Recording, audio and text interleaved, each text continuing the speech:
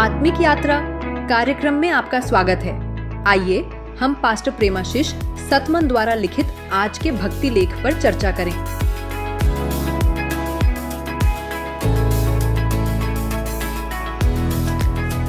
Praise the Lord. आज हम एक बहुत ही दिलचस्प विषय पर बात कर रहे हैं, पास्टर प्रेमाशीष सतमन के लेखों के आधार पर। मौजू है भरपूर आशीषें पाना और परमेश्वर के प्रेम के उस गहरे स्रोत को समझना। कभी कभी लगता है ना कि जीवन में कुछ और भी है, मतलब जैसे कोई कमी सी है, या शायद हम किसी बड़ी चीज के किनारे पर ही खड़े हैं। पास्टर सतमन भजन संहिता चैप्टर 23 वर्स 5 का जिक्र करते हैं, जहां लिखा है, तू मेरे सताने वालों के सामने मेरे लिए मेज बिछाता है, तूने मेरे सिर पे तेल मला है, मेरा कटोरा उमड़ रहा है। ये उमड़ता कटोरा, ये क्या है असल में? ये सिर्फ जरूरतें पूरी होने जैसा तो नहीं लगता। हाँ बिल्कुल, ये उमड़ता कटोरा ये सिर्फ गुजारा भत्ता नहीं है। ये उस बहुतायत, उस ओवरफ्लो की तस्वीर है जो परमेश्वर देना चाहते हैं।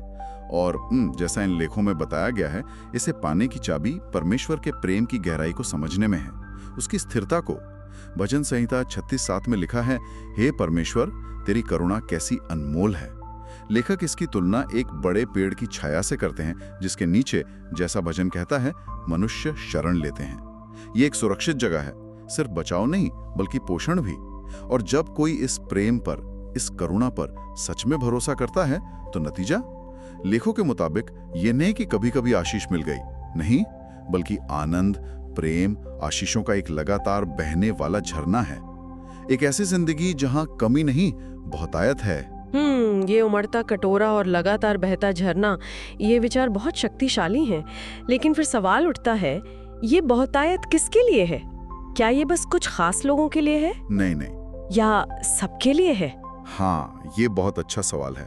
और पास्टर सतमन हमें यीशु के शब्द याद दिलाते हैं। यूहन्ना 10:10, यीशु ने कहा, मैं इसलिए आया कि वे जीवन पाएं, और बहुतायत का जीवन पाए। बिल्कुल। और यहाँ वे का मतलब कोई छोटा सा ग्रुप नहीं है, ये उन सब के लिए है जो यीशु पर विश्वास करते हैं। तो जवाब साफ है, ये सबके लिए है। और एक और बात जो सोचने पर मजबूर करती है, इफिसियों 3:20 में पौलुस कहते हैं कि परमेश्वर हमारी विनती और समझ से कहीं अधिक काम कर सकता है।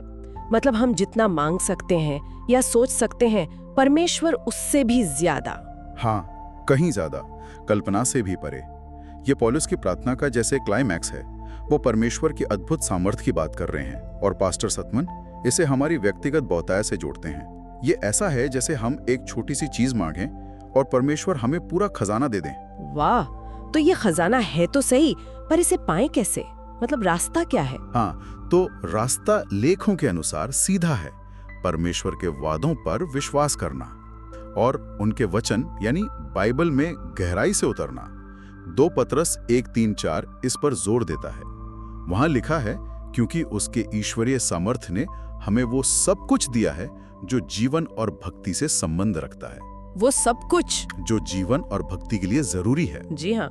जरा सोचिए इस पर। सब कुछ मतलब एक उद्देश्य वाला, संतुष्ट, आनंद से भला जीवन जीने के लिए, परमेश्वर को महिमा देने वाले जीवन के लिए जो भी चाहिए, बुद्धि, शक्ति, शांति, यहां तक कि हमारी जरूरतें भी, वो सब परमेश्वर की शक्ति से हमें मिल चुका है, पहले से ही उपलब्ध है।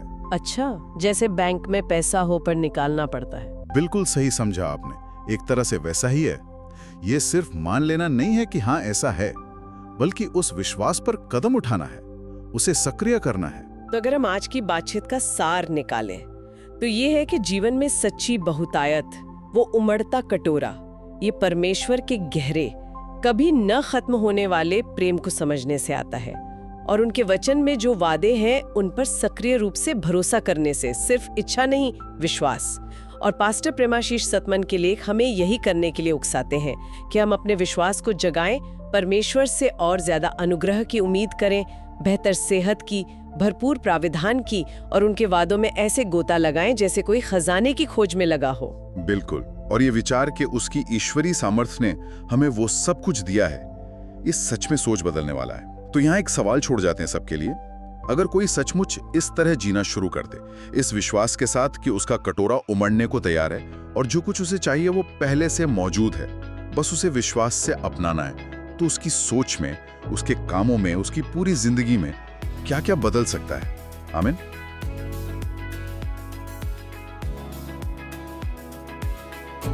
आज आत्मिक यात्रा कार्यक्रम को सुनने के लिए धन्यवाद, जहां हम हर दिन परमेश्वर के वचन पर चर्चा करते हैं। अगर आज का कार्यक्रम आपके लिए आशीषकारी रहा हो तो इसे अपने परिवार और मित्रों के व्हाट्सएप ग्रुप में जरूर साझा करें। कल फिर मिलेंगे। धन्यवाद।